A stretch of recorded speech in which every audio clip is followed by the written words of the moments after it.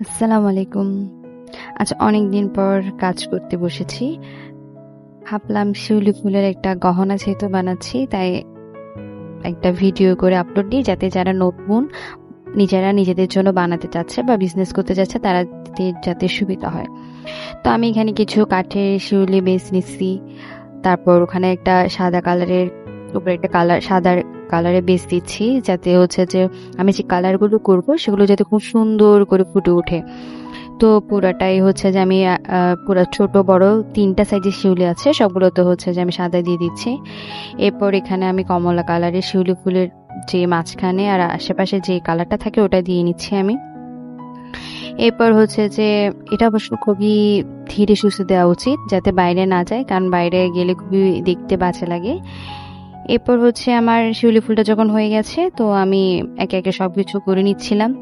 এটা হচ্ছে কানের দুলের জন্য নিয়েছিলাম আমি। এরপর হচ্ছে যে আমি ধীরে সুস্থে এটার উপর আবার ফিনিশিং এর জন্য হালকা টাচ করি। এরপর কালারের জন্য আমি একটা স্প্রে করি, এটা অনেক ভালো একটা স্প্রে, আমি সবসময় ইউজ করি। এরপর ডিএনসি সুতাগুলি ইউজ করি টার্সেলের জন্য। এরপর আমি এখানে এক এক করে হচ্ছে পুঁতিগুলা হচ্ছে তোর মধ্যে হচ্ছে ঢুকিয়ে দিই, মানে ভিতরে দিই। এখানে আমি কমলা, লাল, সবুজ কাঠপুঁতিগুলি ব্যবহার করেছি।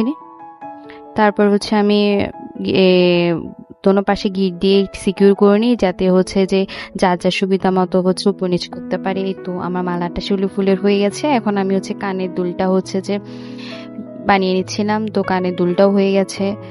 এরপরেই তো ফাইনাল লুক এটা।